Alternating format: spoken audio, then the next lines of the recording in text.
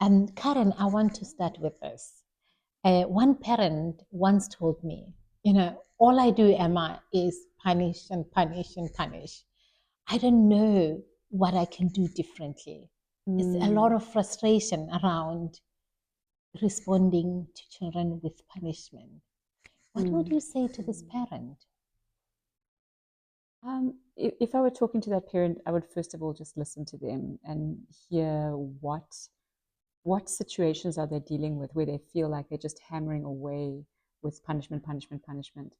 And I want to know, like, okay, what is punishment? What tools are they using here? Are they shouting? Are they threatening? Are they hitting? Are they taking away privileges? What are they doing? Because maybe that's the problem. Maybe it's the tool. Like Abraham Maslow says, when the only tool you have is a hammer, you tend to treat everything as if it's a nail, right? Yeah. So maybe it's the thing is that they're using the wrong tool. A tool, yes, exactly, that's not effective, and they're hammering away with it, but it's not what the child needs. On the other hand, they might be hammering away with things that are not bad tools to use, but they're not working. And that's why I'd want to know, like, what is this regular behavior that keeps coming up, that you keep having to deal with, that makes you keep having to do this thing over and over, that's just frustrating for you. Yeah.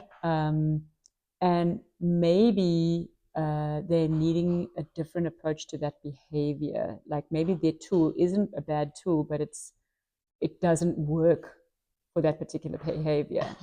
So maybe they're needing different ways of supporting their child to do better in future, so that they can alleviate this problem of always hammering away because this thing keeps happening. Something keeps happening, then we haven't quite managed to address it yet. That's right. Yeah. Otherwise, if we had the right tool, we could address it, and likely it won't happen as frequently, or it won't happen at all. Yeah, unless maybe it's just like a developmental stage of the child. Like I can remember at a point using timeout, which was the appropriate tool to use for aggression. But my boys often got in fights with each other, and they go through a certain developmental stage as brothers where they're on each other's nerves a lot. If someone was aggressive, we would do a timeout. And yes, I had to do that many times. But I didn't mind that I had to do it many times because I knew it was the appropriate tool to use for aggression at the time. I was using it in a way that was fitting with my values, in the sense that I wasn't shouting, I wasn't threatening, I wasn't hurting anybody. It was just a support that needed to be in place during a certain developmental stage where when they couldn't manage by themselves, I needed to help them to do better. And that meant I needed to put a stop to the aggression. The easiest way to do it was put the child in a brief timeout. Afterwards, they would go say sorry. And they needed that support in place for a while, every time they got in that situation. But with timeout, one of the ways you can explain timeout to a child, sometimes I have to stop you. One day, you'll be able to stop yourself. And so it was. Like sometimes I had to stop them, my husband had to stop them. But one day they didn't need us to do that anymore. So by the time they got to adolescence, we weren't using timeouts anymore because they'd learned to stop themselves. So, yeah, I mean, the situation you're sharing, there's a lot of frustration on the part of the parents. So I'm guessing that it's not that kind of situation where they're comfortable to use a tool just as a support while their child needs it. It sounds like they're either using a tool they're unhappy with, and so they're uncomfortable every time they use it because maybe the tool contradicts their values. So like, for instance, if we're shouting, we usually tell our children not to shout. When we shout, we're not comfortable with it. So you don't want to do it over and over. Or if you're threatening, we usually tell our children not to do that. Absolutely. Right? We're not comfortable with it. So either they're needing different tools, or maybe they're using tools which are okay, but they don't totally fit with the behavior. Yeah. Interesting, because I'm now thinking, when I'm listening to you, are we confusing discipline with punishment? What's the difference between the two? That's a good question. Yeah. So it depends who you're asking, right? If you ask a scientist what the difference is between discipline and punishment, they're going to give you a definition of punishment that sounds something like, punishment is anything that makes a behavior less likely to happen, which is a really broad definition. If I say stop that and the child stops, they would class that as punishment. But most people are not using the scientific definition, right? So if you're using the scientific definition, then there's going to be some overlap with discipline, because many discipline tools are going to stop a behavior from happening in future, right? So then there's going to be some overlap. But that's not the way most people are using the word punishment. Most people don't know about that scientific definition, right, at all. So I'm not even going to worry about that scientific definition. I'm going to use a definition that I think is implicit in what most people are thinking. Everyday people. Yes, exactly. They're thinking, let me mete out a dose of pain to teach you a lesson or to make you scared to do that again. So they're using fear and they're basically coercing the child, forcing a certain reaction from them out of fear. And that's not a healthy thing to do to anybody. So if that's your definition, meting out a dose of pain to teach a lesson, just think of how you'd feel about a geography or history teacher using that method to teach. Sure. You wouldn't want that, right? No, I wouldn't even attend the class. Okay. It wouldn't be okay, right? Not at all. So why do we think it's okay if we're teaching our children to be respectful and good humans in other ways? Like, it's not okay in geography and history, and it's not okay when we're teaching our children social skills and things like that either. Discipline, on the other hand, is based on the word disciple, right?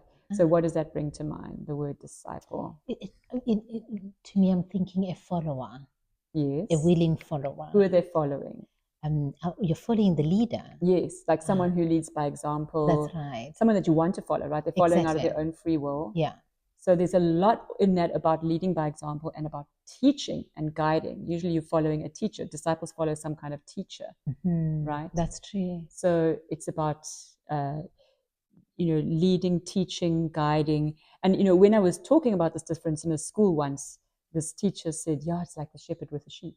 And I was like, oh, what a beautiful image. And then he thought he had me. He was like, yeah, and a shepherd has a stick, hey? And I was like, okay, yeah, that's true. But do you ever see the shepherd hitting the sheep with a stick? That's not what it's for. No. So let's just think about what that stick is for. Because you will hear parents say that they will say things like, spare the rod, spoil the child, right? And I'll say, okay, but are you think you know what a rod is for, right? So then we look at another passage, because that's actually a scripture. Yeah, right? It's a Bible scripture. Yes, right. If you look at another passage in those same scriptures in the Bible, it will say, thy rod and thy staff, they comfort me. And that's part of the Lord is my shepherd, I shall not want. He leads me beside quiet waters. A beautiful picture of the shepherd caring for the sheep, right? And then at some point, thy rod and thy staff, they comfort me, right? Because they're talking about a shepherd rod, which is comforting. If the shepherd used that rod to hit the sheep, it can't be comforting. No, that's not comforting. No, that's not comfort there. So that gives us a clue about what the rod is for, right? So now what does the shepherd use that rod for? He uses it for guidance. Let's not let the sheep go where they're not meant to go. So you put the rod there so they meet that, okay, let's go another way. Okay, no, not too far that way. Okay, let's go the other way, right? He's guiding them. He's not hitting them because that'll create chaos. Then they will fall in the ditch, right? And he's also using it maybe to chase away predators, so protection. And also when he's tired, he leans on it. Okay, so now if we think of discipline like that, then you think, okay, so guidance, protection. Yeah, that's exactly why we are trying to guide our children. We don't want them to get into wrong things and dangerous things. So we try to guide them, protect them. And when we have good tools, it makes our lives so much easier. That's the part that's like leaning on a stick. That's right. It makes our lives so much easier. Everything goes more smoothly because we've got good boundaries. The children are cooperating, that kind of thing. So discipline is like a totally different thing from punishment. We can also think of it as scaffolding. Like if you think that while a house is being built, there might be scaffolding around it, but when the house is built, you take away the scaffolding. So you can think of discipline as support for a child to do better. Like you would be holding on, helping a child if they're riding a bike. You wouldn't just let it go at first. You'd be supporting. Absolutely. But when they can pedal on their own, then you'd stand back. So discipline is us supporting children to do better in future. And we use a range of discipline tools. And some of them are quite firm. They'll stop a child in their tracks from doing something wrong, like hitting or hurting somebody. So if you really are not sure what I'm talking about, you can look up the tools. There's a toolkit on peacediscipline.com that you can look up. But yeah, I hope that answers your question about the difference between discipline and punishment. It's two totally different things. We're not hurting the children to teach them a lesson or taking revenge. Yeah. We're building a scaffolding. We're building something for them. It's about learning. Support them. Yes. Yeah. It's not about punishment. And then we can step back when they no longer need that support because they've learned to self-discipline. So that's the other thing about it. If you're using punishment and hurting your child every time they do something wrong, you're going to get a child who beats themselves up one day, right? And possibly beats up other people. Like they get aggressive because that's what we're modeling, right? Yeah. But if you're going to use discipline, your end product is a child who can exercise self-discipline as an adult. This is very rich because you're kind of almost partly answering the next question that I was going to ask you. To say if punishment or responding with shouting and aggression and anger is the way as a parent I respond all the time, and most often, more parents, and I've felt this before because I'm a parent as well, that, have I broken something in my child? The way I've responded there is unacceptable. So, which makes me wonder, maybe from your expert opinion, if anger or frustration is how we respond to our children all the time, what does that do to the child? I think, for one thing, when we are responding angrily, we're often also not responding respectfully. If you think about it, how we are responding angry. It's not a very respectful way of dealing with a human. Yeah. And so one of the effects we need to think about is, what are we modeling?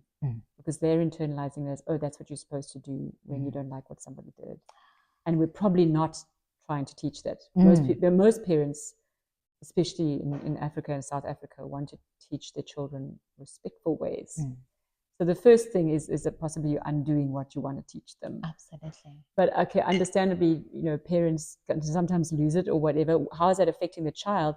I think children don't always know that that's their parent not coping in that moment and can internalize that they're bad because their parent is shouting at them or like feel like it's their fault, like take too much responsibility for that parent's behavior. That's right, which is wrong. Yeah. A child should never have to take responsibility for how a parent is responding. A mature parent, a mature person is responding to a matter.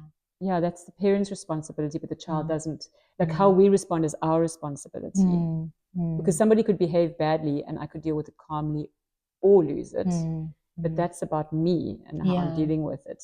It's not under the child's control how I respond.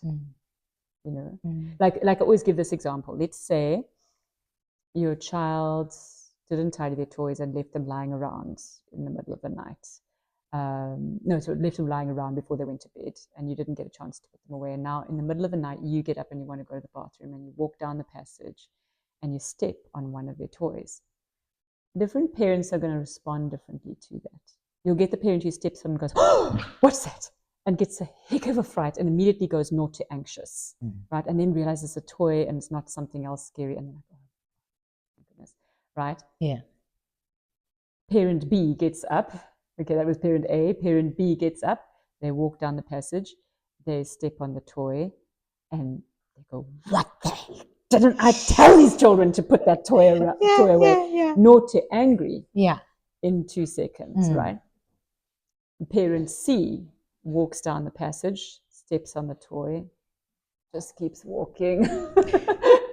Maybe that child parent that doesn't really register too much mess in their environment. That's 3 totally different reactions. The child was responsible for leaving the toy there, but they weren't responsible for how the parent reacted. That's on the parent. But children don't always know this, right? We tend to, as little children, just believe that it's... internalize it. Yeah. And I can imagine for a child who already is anxious or a child who's on the spectrum and they find, they're always anxious and a parent respond like that, what that does to them. Yeah, I mean, I think any child might take too much responsibility, but what you're going to find with your neurodivergent children is the higher sensitivity. So often we'll respond in a way that looks worse to you, like it's also like we're struggling to manage already. So we might be using our last little bit of bandwidth to manage, and now you tip the scales with your big reaction, and now it's too much, and I'm overwhelmed. So you might get a worse reaction from a neurodivergent child, but that doesn't mean that shouting or threatening is fine for other children. Yeah. It's not good for any children. Yeah. But you're just maybe going to get a bigger reaction from Yes, and is it true? Sorry, I also wanted to just say that something you might get, which might wind you up further as a parent of a neurodivergent child, is some of our brains are very, very logical. So we might come back at you pointing out the total illogical, like the irrationality of your actions, which just makes the parent feel more angry. But why are you shouting at me? Because this and this and that. And you explain logically to you why this is wrong behavior on your part. And then the parent's like, okay, now I'm really cross. Now I'm really upset. But is it, have you come across children like that? And I'm curious whether, is it because they are logical, because they are, they are prone or naturally logical, or is because this is the tool they've learned when they're younger to point out the... Okay, well, I mean, one example I can give you there is my son, when he was in early high school, he had a teacher who shouted a lot. Yeah. And we didn't shout at the kids in our own home because we used nonviolent tools, the kinds of tools that you'll find in the toolkit, and they worked. So we mostly didn't need to shout or to threaten or to hit or anything like that, right? So having grown up in that calm environment, which also as a neurodivergent child worked for him, right? Yeah. He then goes to school, and there's a teacher that like really shouts at the class a lot. So one day he comes home from school and he says, no, this teacher, she just like shouts a lot. And I was thinking, sure, I wonder what, I don't think he's prepared for this. Yeah, yeah. So then I said to him, so what's that like for you? And he just looked at me like he was so confused by this teacher. He said, like, I don't know why she does it.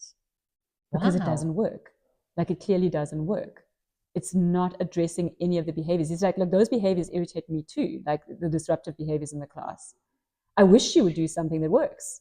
Wow. I don't know why she keeps shouting, because shouting just upsets her, it upsets everybody else, but it's not working. Sure, right? So much logic. Yeah. So I think, had I been in that situation as a child who'd grown up being shouted at, among other things, right? Yeah. If the teacher shouted, I would have gone immediately to, oh, what have we done wrong, right? But because he grew up in a home where that would have been abnormal behavior to shout, he looks at it going like, what a strange thing. Wow, right? That's amazing. And he didn't internalize it as much because he's used to seeing people use tools that would work and address the behavior. That's so he's looking at it like plainly seeing like, this doesn't address the behavior, so why is she doing this? Such a strange human, like why is she doing this? Right, so it's just like very different if you haven't actually grown up with that. I hear you. No, I fully hear you, because now I'm thinking as a parent, if I apply non-violent discipline methods or apply that approach in my home, and maybe even not just for neurodivergent parents, but for children in general, when they go out into the world or into a schooling environment where nonviolent discipline is not really practiced, they're able to, they won't feel like, oh, I've done something bad, I'm bad. They'll feel like, why is this person treating me like this? So it actually makes your child more resilient. There we go.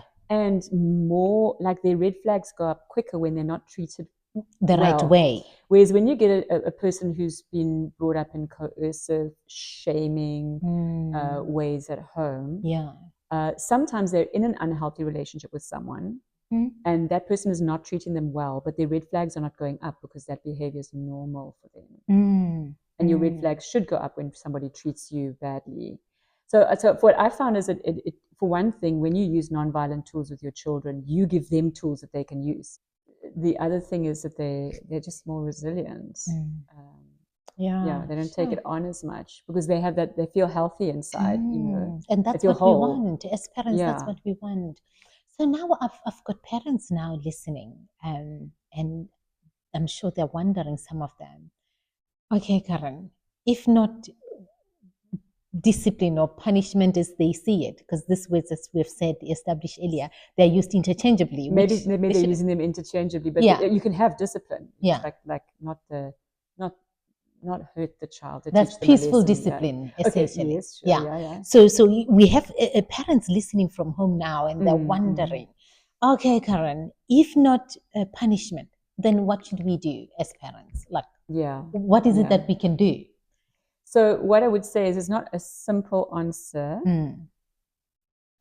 because there's a range of tools you could use, right? We spoke earlier about when the only tool you have is a hammer, you tend to treat everything as if it's a nail. You do need a range of tools. Yeah. So you could know a tool like using reward to motivate your children, or using distraction to invite a rapport and make them feel like they're having fun, even though they're having to do something that they didn't really feel like doing. That's right. Or you could use a timeout if they're being aggressive, or you could take away a freedom that they're just not managing. But none of those tools would be the appropriate tool to use all the time. You need the range in the toolkit, right? And so what the parent really needs is to have that range, and they can find out more about nonviolent tools. They can go and look on the website and read through and find tools. Then what they need to do is use the thing at the top of the list on the toolkit, which is attunement. In other words, attunement means when your responses fit with the needs of the child. So they need to then choose a tool which fits with what the child is needing, and then it's going to work really well. But now sometimes you choose one and you try it and then it doesn't work. And then that's why you have the range of skills. Then you can go to your toolbox and take something else and try something else. And then after a few things, you find something that works. That's fine. That's part of your process of attunement. You don't have to know immediately what's going to work. But I would recommend that parents educate themselves about some of their discipline options, and then tune into your child and try to work out, what does my child need? Are they very low in motivation? I'm asking them to do something. I ask them to do this every day. I need them to do it. But if I look at it, what's in it for the kid? This is a boring, not very nice activity for them to do.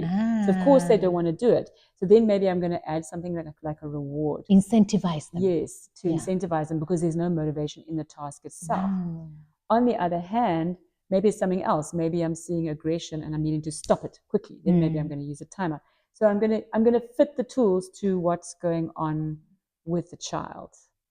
So just thinking, what was your question again? No, I think so. I was saying, if we can use discipline, if we can use punishment, what can you use? I'm saying you can use a range of things. Right? You can use a range of things. And so sometimes when people hear me say, stop hurting the kids, stop using punishment, they're picturing that they must then become what I would call the marshmallow parent. Right? The marshmallow parent, the permissive parent, just allow everything, not give your children enough vitamin N. No. That's not right? What you're saying. Not what I'm saying at all. Permissive parenting is not actually good for children, because you're not being appropriately demanding with them. There are things that they need to do, and there are things that they need to not do. And we need to guide them and make sure that they don't do those things, and that they do the things that they're supposed to do. So actually, sometimes we're going to be quite strict parents. I'm not saying you must be a marshmallow parent. So you can use tools which are quite effective, and some of them quite strict. But your aim is not to hurt the child, to teach them a lesson, or to threaten them. It's different. Okay, I don't think you covered this. I don't know if you covered this, but I mean, you talked about the toolbox quite a bit, that yes, punishment never works and it doesn't work. If the parents go into the toolbox that you offer on peacediscipline.com, they can kind of pick one and see what works. Exactly. But to the visuals and things like, storytelling or routines or social cues, do they help in calming down a child, especially one who's going through tantrums in public? Or okay, so when we look at our toolkit, some of the tools are basic tools, right? And some of the tools are more sort of consequence tools that you would use if there's a bad behavior, like aggression, for example. And some of the tools are for other things, like a support for a child who has a repetitive disruptive behavior or something like that. So what I'm saying is different tools address different things. So when you hear something like you should have a routine, or you should use a social story, or what is the other one, an activity schedule, or a visual, you should use visual cues or something like that. Yeah. That's all great. But a lot of that has to do with your basics, like preparing a child for what's going to happen. Then maybe you'll use your social story for a neurodivergent child, or you'll use like pictures to show them what's going to happen or something like that. And that might be great. They might cooperate with you much better because you've used preparation that they can understand. So that's what I'll call a basic, is something that just helps things go smoother, that everybody should be doing, and that prevents some of the discipline problems. It's preventative in nature. It's preventative. Like having a routine is just going to settle children, and it's going to prevent a lot of bad things from happening because your children know what to expect. They do it every day. So they're not going to make a big fight about brushing their teeth because they have to do it every day. They know when they're doing it. They know how they do it. It's not such a big thing, right? Whereas if you didn't do it every day, in the day you ask them, they want to know why they have to do it, because they don't normally have to do this. So exactly. The example I always use is like when I was looking after the little kids in the aftercare. Imagine if I went out and said, guys, you look tired. Why don't we have a little nap? And I've got 20 children playing on the jungle gyms. I'm not going to get any takers, right? The way you get children to have a nap every day is to do it every day at a certain time, that they know it's coming, and they know when it fits, and they know what leads up to it. So those things, like part of routine and things like that, are just like your basics. But they're not going to address things like when somebody hits somebody else. Right. Then you can't say, oh, we need a routine. No, then it's not enough. Or let me show him pictures in future. That's not going to work. Right. You have to stop him hitting the other child. Right. You have to like intervene and separate them. And then they're going to need some time to cool down. So maybe you time out them. And then after that, they're going to need to, when they're ready, they're going to need to go say sorry. And you're going to, so you need something to address that behavior in the moment. Or if it's regular disruptive behavior, you're not going to say that let's do a routine. You've already got your basics in place. Regular disruptive behavior, you'll find those are the children, maybe they have ADHD, for example, that for whom the basics are not enough. So you do all your basics, it's not enough. Then you need to add something like a daily report card or a reward system or something else that's going to help that child. That's going to be a support for that child. So to incentivize them from, to incentivize them to do the right things and to monitor and give them regular feedback, because they need more feedback more often. They need more motivation. They need more reward. They need more accountability. So when you put those games and daily report card systems and those kind of things in place, they're going to do better. That's amazing. Right. I like that you touched on that, because I'm curious now as to whether is it enough for parents at home when the child has done well, as you're saying, and is it enough to say, oh, well done, good job, or should there be affirmations? What's the difference between the two? Can you tell me, like, what's the difference between like an affirmation and because the one sound like praise, right? Yes, the one is praise. Well done, good job. That's a praise. Yeah. An affirmation is, we use them quite a lot in our robotics class, where we remind students, and some of them may have negative talk. Maybe a student, self-talk, a student might say, oh, I'm not good enough at this. I can't code. I will never get the coding right. And, I've been trying. It's just never going to work. I'm not good enough. And, I have nothing to say. Karen always has good ideas. I'm, like talking yourself down, right? Yeah. And that kid needs affirmations to remind them, to say, you remember there have been instances where you managed to troubleshoot a code. You fixed a robot when it was broken and the team needed it. Encouraging them. We're encouraging them. I mean, I'm using thinking real life incidences where they manage. And then you from using real life examples where they manage to substantiate why they must believe in their own intelligence or their own knowledge or their own power. You then remind them when you're at home, look at yourself in the mirror and say, I'm a brilliant coder. I'm a great troubleshooter. And we were doing this with one of our neurodivergent students last week, where he's working in a team with what might feel like a partner who's not very supportive, and so he beats himself down. So affirmation helps him remember, I matter, I'm valuable, there are things that I'm good at, and reminding yourself. Right.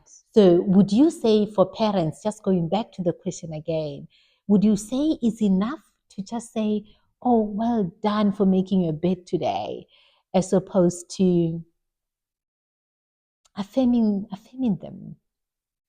I would say do all of the above. Okay. Honestly, So in studies on praise, they found two important things. The one is that children really benefit from it, and they will do better not only behaviorally but academically as well if they receive more praise. It's radical what a difference it makes to children.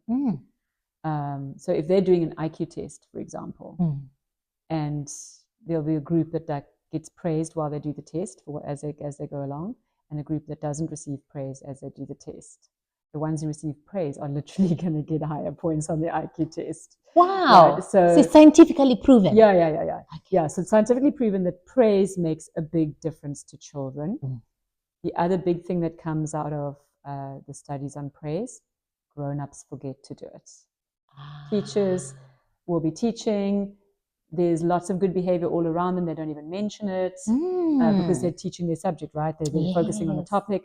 Then a child does something wrong. They zero in. They say lots of things about the wrong thing, and then they carry on without saying something about the right things. But what they find is if teachers actually take the time to praise the good behavior and to catch the children doing the right thing and then affirm them for it, it has wonderful effects. So there are theories out there that say you shouldn't praise a child, you should rather encourage them, or you should rather do something else. Like there's like technicalities about it. Yeah. There's whole theories about this, but the interesting thing was when I actually did the research on it, I found that there was no research to back it up. It was just a theory. So I'm not going to worry about that. I'm not going to worry about how you're exactly praising the child. The point is they need to be praised. One thing that you will notice, though, is that praise that praises something that is under the child's control is going to have more effect on behavior than praise that praises something that's not under the child's control. So if you just say, oh, you're awesome, or oh, you're clever, that's cool. That might encourage the child that day, but they didn't do anything to deserve that. Didn't do anything to inherit those brain cells. That's just how they are, right? Whereas if you praise something that's under their control, like, I was watching you when you were doing that coding just now and you got to that difficult part. And I was watching how you were struggling, but you didn't give up. And I really admired your persistence and that you kept trying. That's under the child's control, keeping trying. So when you start to affirm that they're a child that keeps trying, they can feel proud of that and then do that more. Right? Okay. Or when you say, I've noticed today how many times you were kind. And I just love that about you. And I feel so proud of you for just your kindness. Sure. Like that's something under their control, being kind. So then you're gonna grow the behaviors that you focus on. Indeed. So that's what I'd say, like, yes, use affirmations. They're awesome. Yes, use encouragement. Yes, use praise. Please don't waste time worrying that you're doing it wrong. Okay. Just like encourage your children. Just do it. Just do it. Just do it. Yeah. Sure. And in the end, we're getting good human beings. Yeah.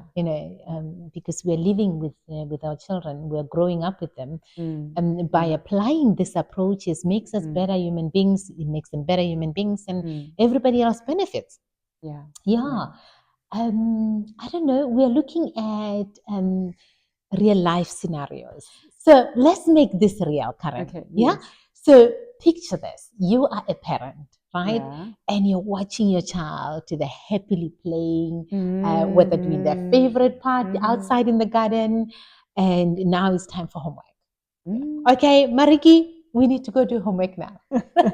Right? Now you've given instructions and you watch the battle start. No way I'm going to do homework. what does a parent do in a situation like that?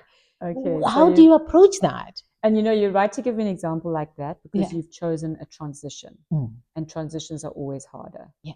Right? At school and at home, you're going to get more challenging behavior around transitions than when the child is settled in something. And of course, we also know that neurodivergent children struggle with transitions for neurological reasons, not because we're trying to be difficult. Yeah. Right? For neurological reasons. There's a scientific reason behind it. There's scientific reasons for this, right? To do with our brains. Yeah. Like we struggle with transitions, right? So your question was, what does punishment look like and what does discipline look like? I think. Yeah. So what do you do in a situation like that when a child is struggling? Like punishment, the parent's going to see that the child is not transitioning. They're going to get cross. Yeah. They may be going to threaten. They may be going to shout. They may be going to lash out in some way or take away. Time is running out. You need to do something homework. like that. Meet out their dose of pain, and then they're going to feel horrible. And now, by the time you get into the homework, the child is also upset. So maybe not even going to be able. It's going to be inefficient, in fact, to punish at this point because it's going to leave everybody upset, and your child's not going to focus on their work, and it's going to drag it out even longer, right? If we're going to take the approach of discipline, peace discipline approach, okay, then I'm going to start even before the transition by recognizing as a parent that's going to be one of the trouble spots of the day. That's going to be one of the difficult things. So now I'm going to prepare for the discipline.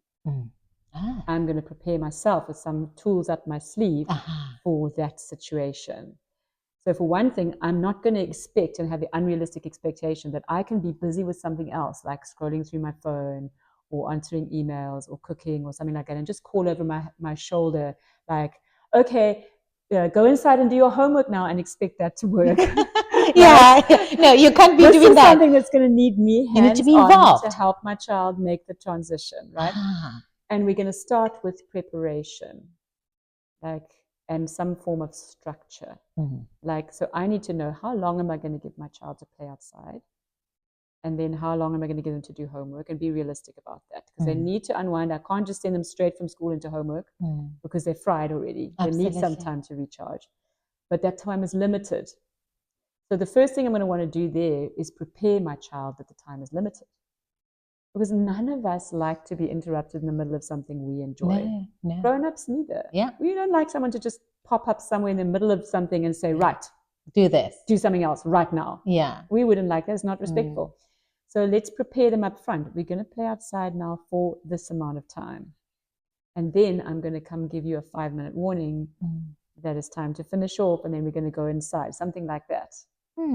Or maybe you've got a visual aid, like some people have something called a time timer, which I think is a visual aid for ADHD, where you set it for half an hour, but then you can literally see the time. It moving. Like I think there's a big red thing that moves. And the child can monitor it. You can see it running out. Or one mom, what she did, she made a massive sand timer.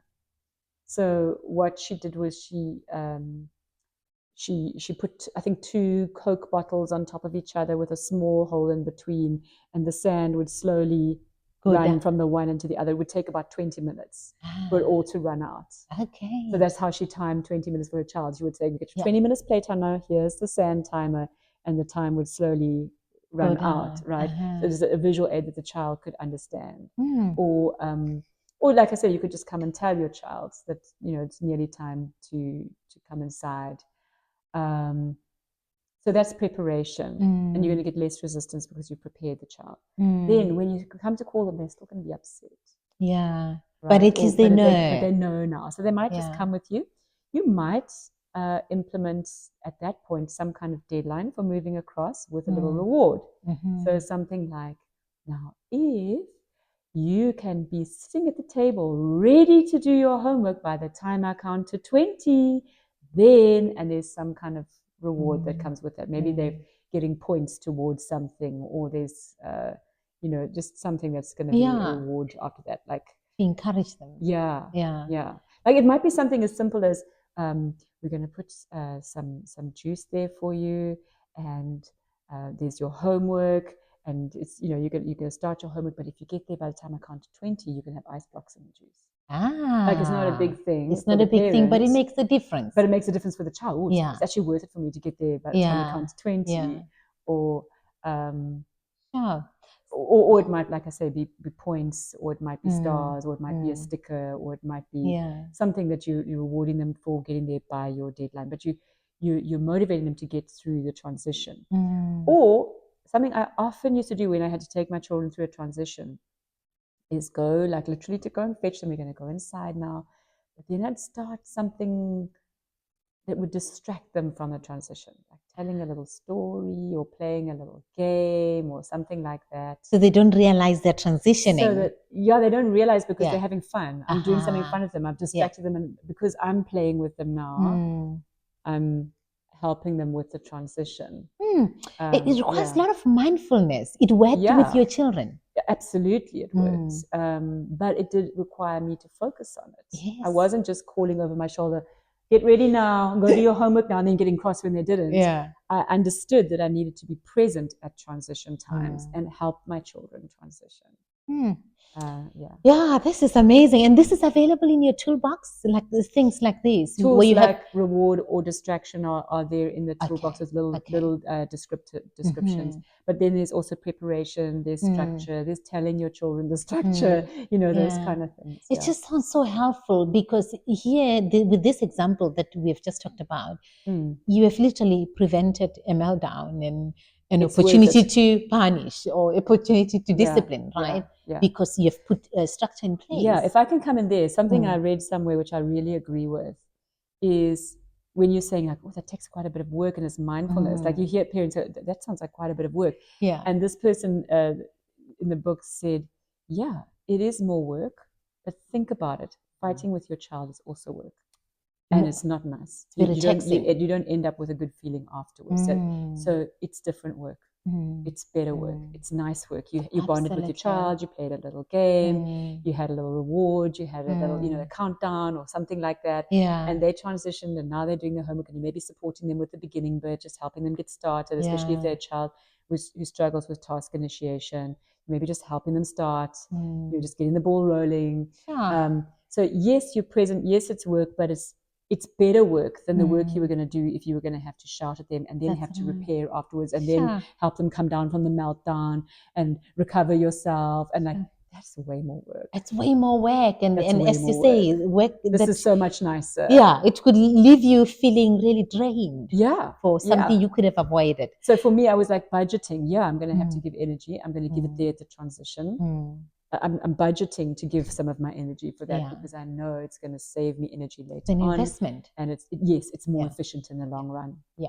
So we, in our robotics classes, we've had, as you know, we work with learners on the spectrum, neurodivergent learners.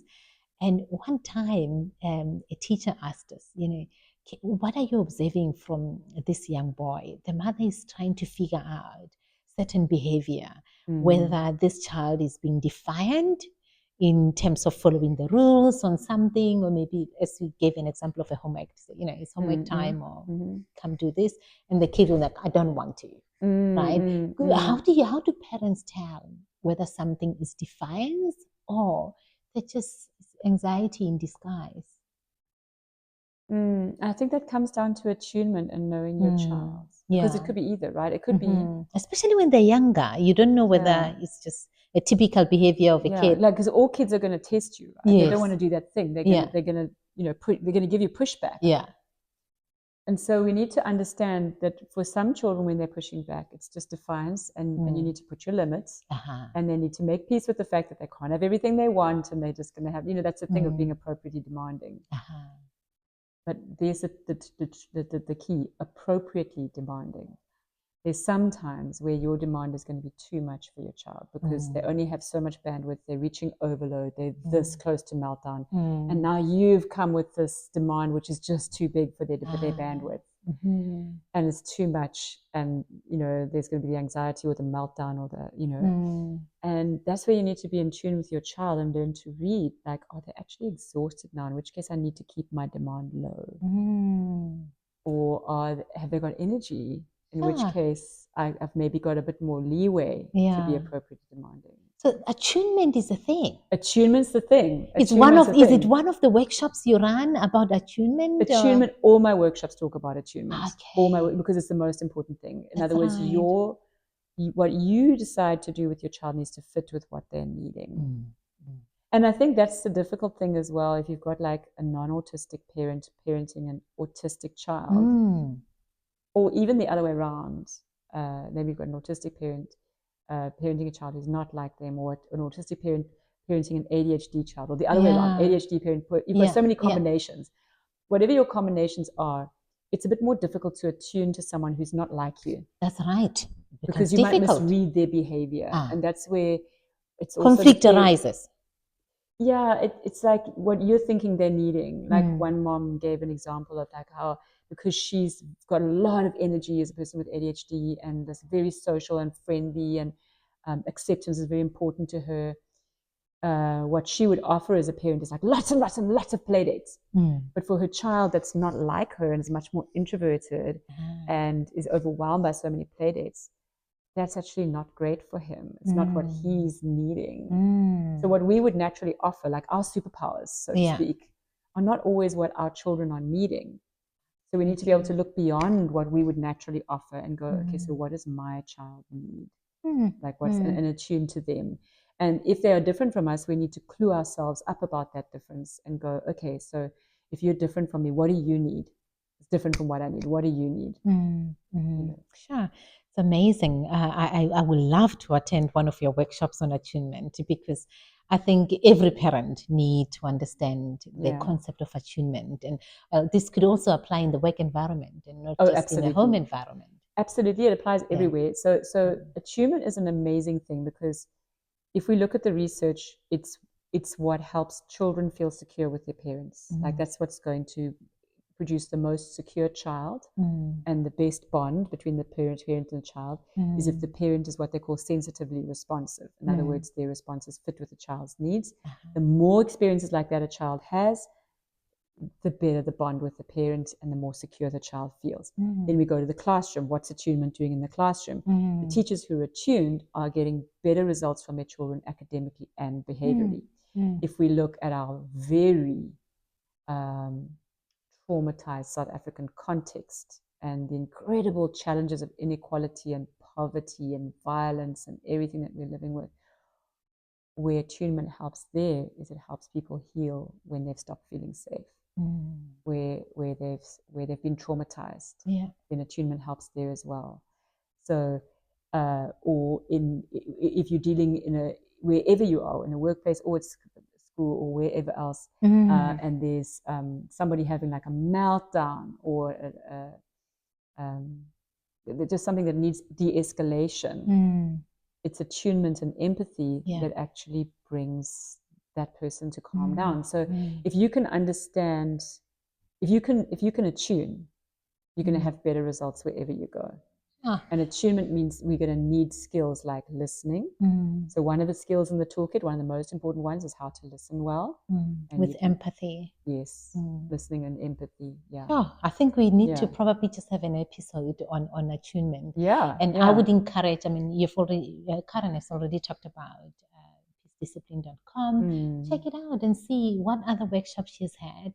She's got that you could attend and gain the skills, connect with other parents. So I'm looking forward to that in particular.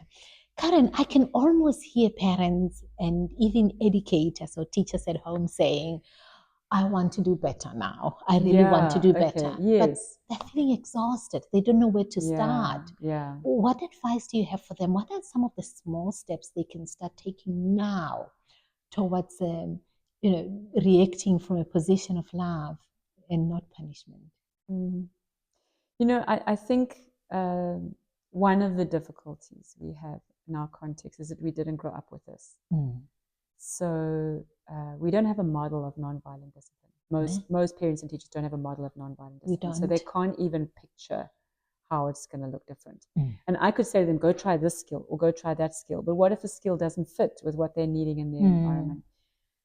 So I would say, okay, start with some self-care. If you're exhausted, start with some self-care. Take a moment for you.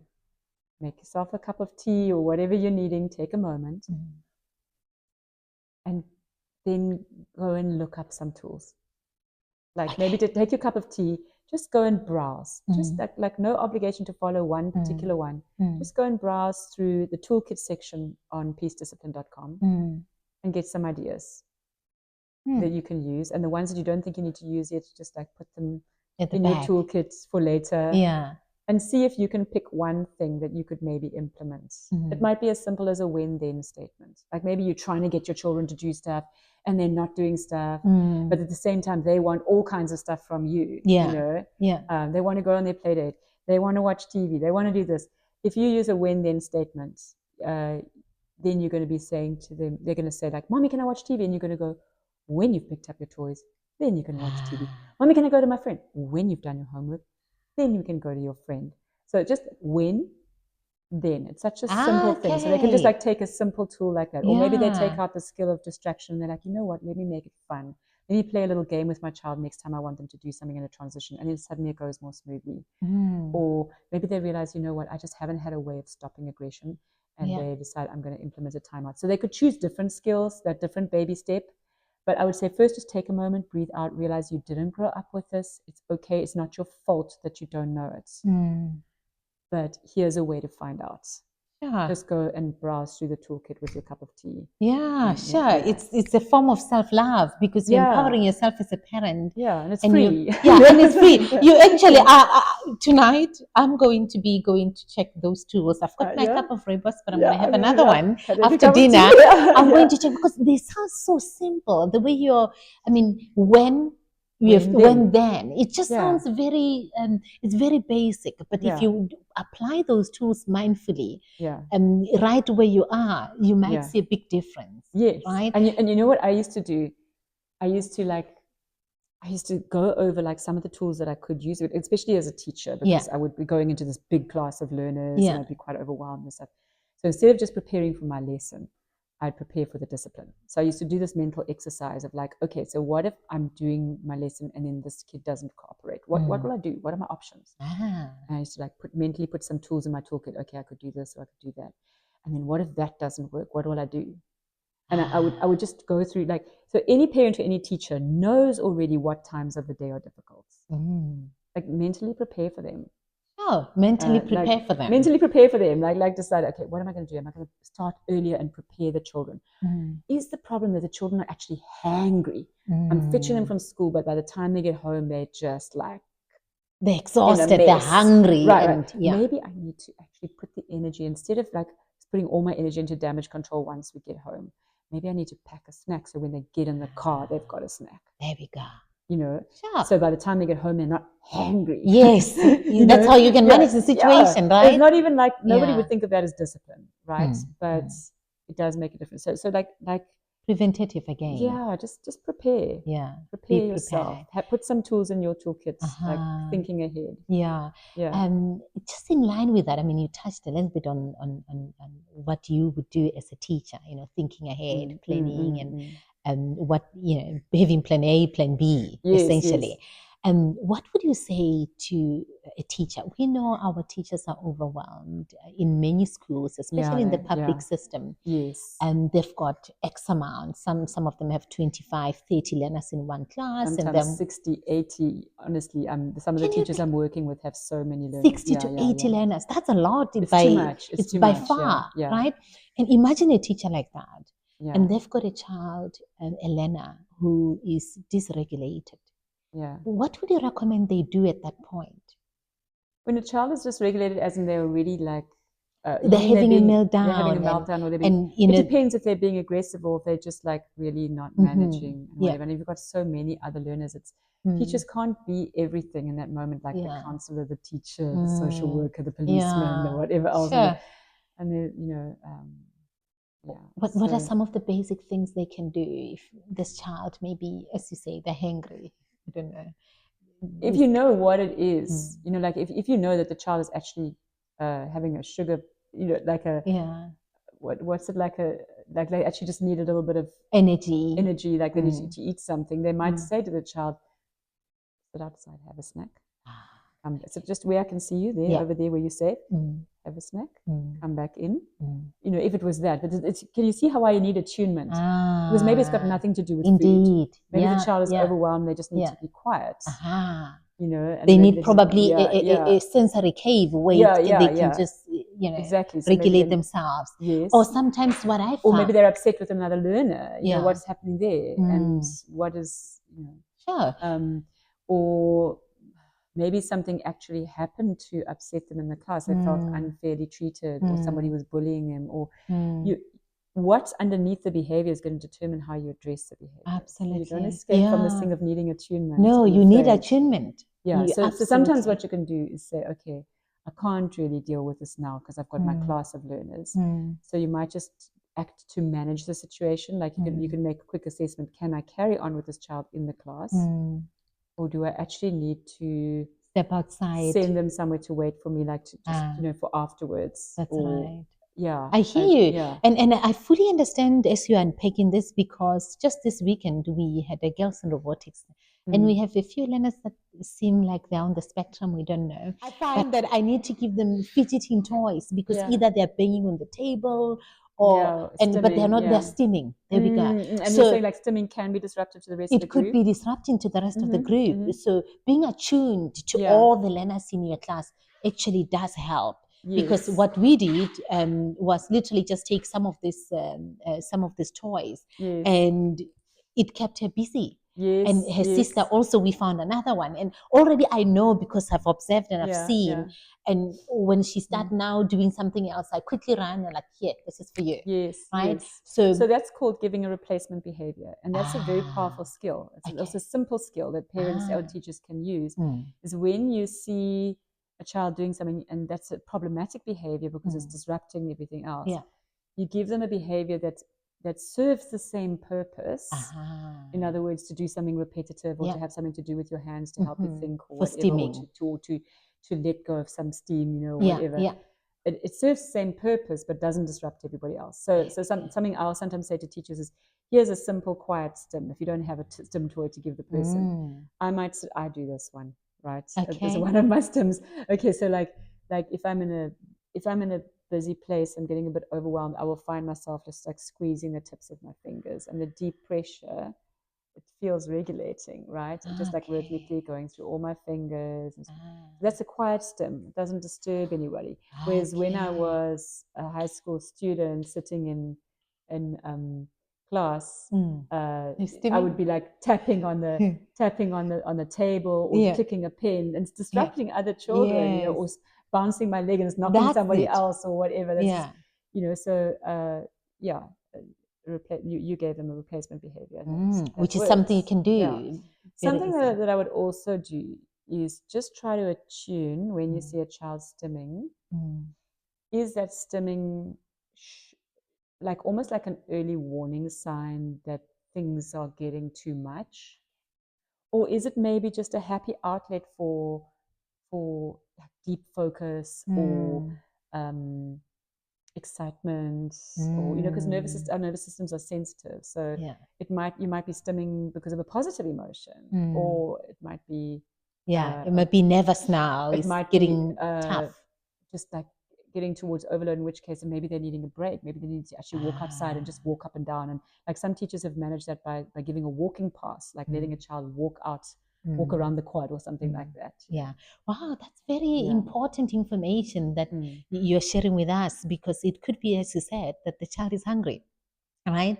Let them take a break outside before you start the next session. It could be quite a lot of things. It's very, very for a insightful. neurodivergent child in your class, it might be different things that are causing similar looking behavior. Thank you so much, Karen, for being here today. You have literally shown us that discipline can be something beautiful, something that's coming from a position of love. Yes. Totally something that we haven't, it's the opposite of what most of us have experienced or have known, have grown up to know as discipline. So we really appreciate you, the way we unpacked it for us. And as we have learned at home, it's not about fear. It's not about control. Discipline isn't about fear. It's about the love in action. Yes. As you've said. Yes. Yeah. So to every parent, to you as a parent at home listening, you're not alone. To every teacher, your patience and presence matter. Yeah. And to every coach, you are showing families what's possible. Small, loving steps of discipline build skills.